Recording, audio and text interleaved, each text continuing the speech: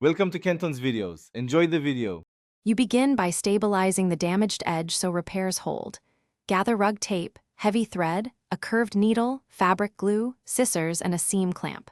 Clean the edge. Vacuum and trim frayed yarns to about 1/4 of an inch.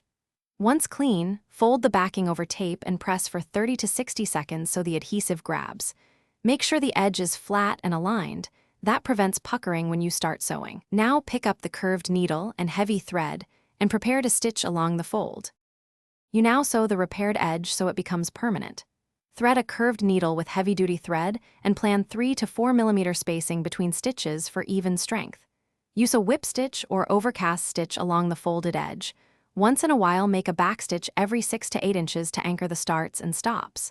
While you stitch, clamp the seam with a seam clamp or clips to keep tension even and prevent bunching.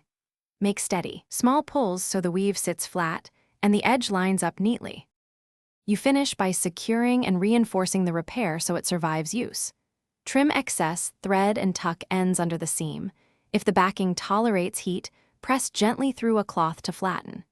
Add a thin bead of fabric glue inside the fold for extra hold and let it cure for 24 hours before heavy use.